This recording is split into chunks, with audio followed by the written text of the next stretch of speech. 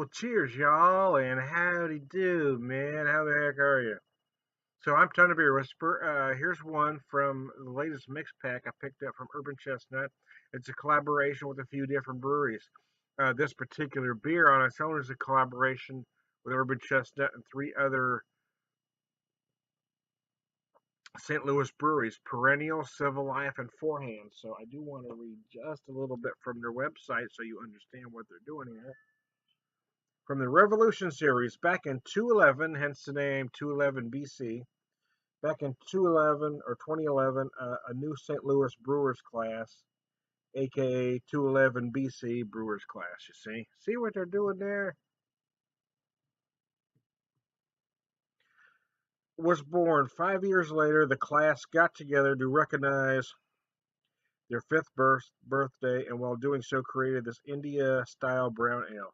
Just like Civil Life and Perennial and Four Hands and Urban Chestnut, this beer has a little bit of something for everyone. 6%, 55 IBUs. They call the color light mahogany. Uses Eldorado and Galaxy hops. The malts are Vienna, Munich, oats, caramel, chocolate, spelt, and roasted malt. So how about that? I don't know if you can see that, but it pours a nice, dense, rocky head there of a tannish. They call it light mahogany. What the hell? Who am I to argue with them? Call it whatever you want. It's your beer, man.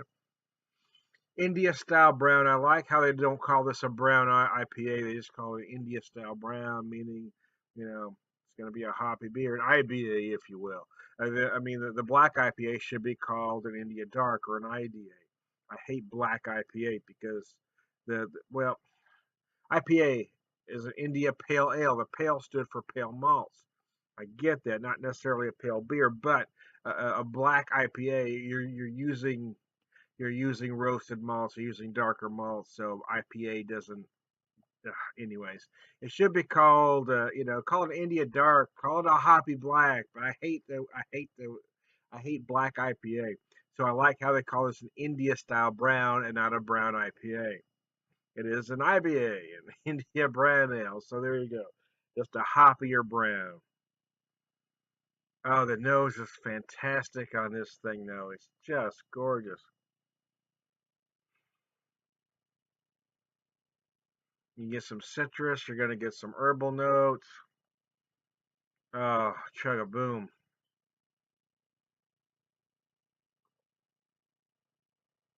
Oh, it just lingers, man. A lot of breweries are doing a hoppy brown these days, or an India brown ale. One of my local breweries, Springfield Brewing Company, does one they call Bombay Brown. It's very nice. Uh, it's a little smaller than this, I think, but it is still very solid.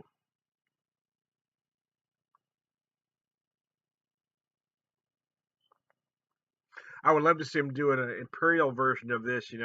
Take this style to about 8.5%. But anyways, I digress. It's a fine beer. You're going to get those typical brown ale notes, but taken up another notch because of the vast hoppage. In this case, Eldorado and Galaxy are certainly going to impart some citrus. You're going to get some herbal notes as well. You may find some tropical fruit-like notes in there. Galaxy sometimes can give you some melon-like notes as well.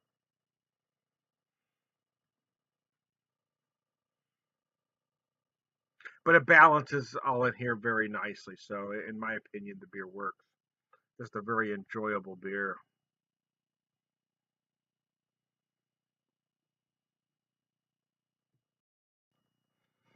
Yeah, I mean it's just enjoyable.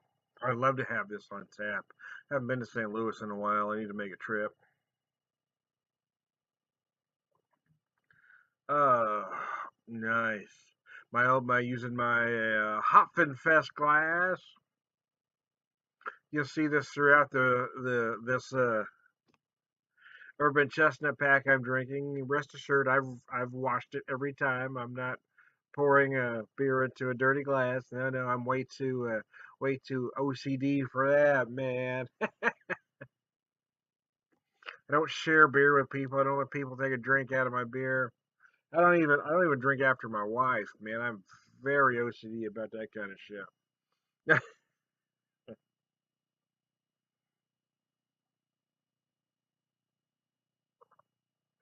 Oh, I did some grilling yesterday, although it's very nice today. Today's the day I should be grilling. Yesterday I was doing it in between some thunderstorms. Today it's very nice, but I don't really have anything to grill. My wife is doing some other things today, helping our daughter get some things ready for our granddaughter's birthday in a couple weeks. We're trying to get some odds and ends ironed out, The logistics, I'll just say. Granddaughter Allison will be 3 here shortly.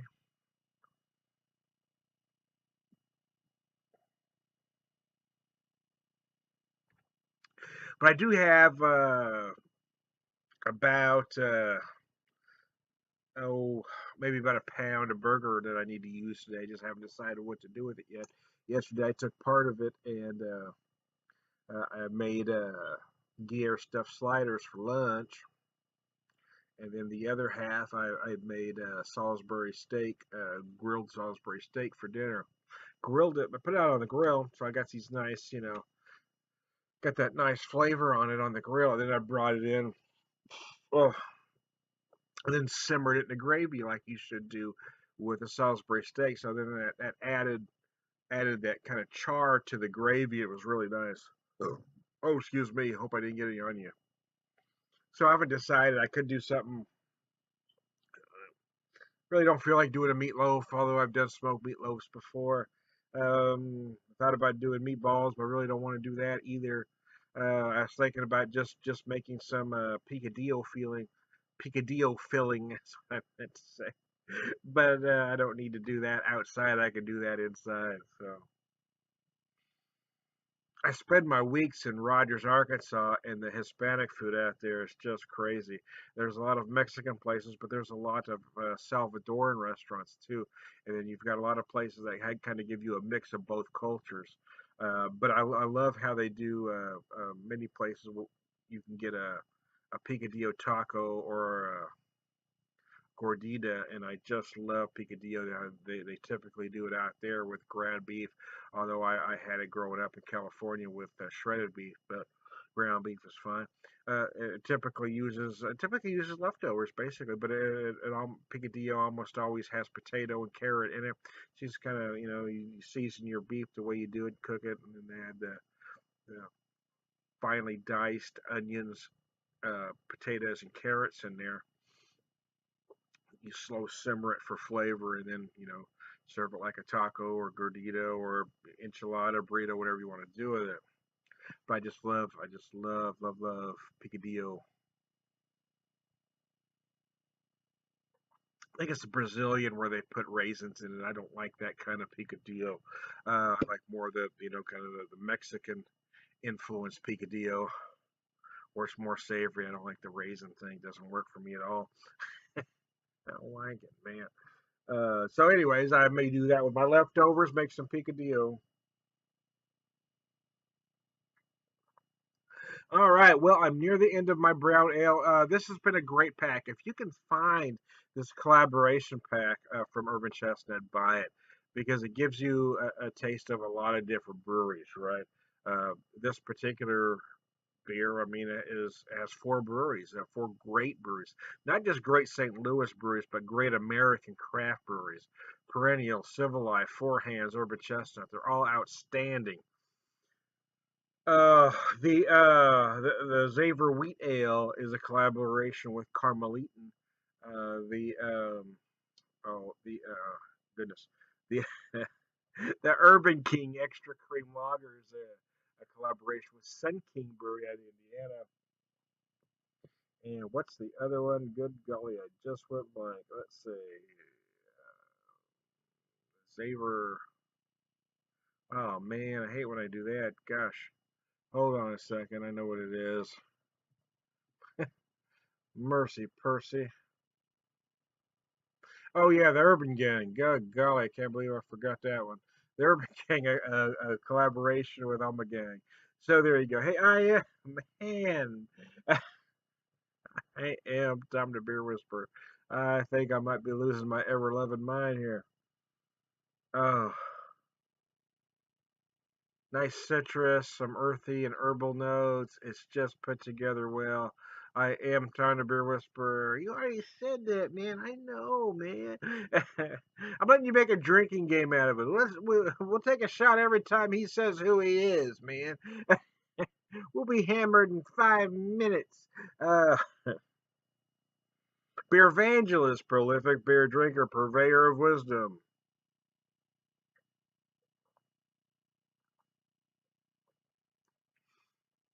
Boom! An all around good guy. I hope you all are having a good one. Show you the empty glass there. So I really drank it, man.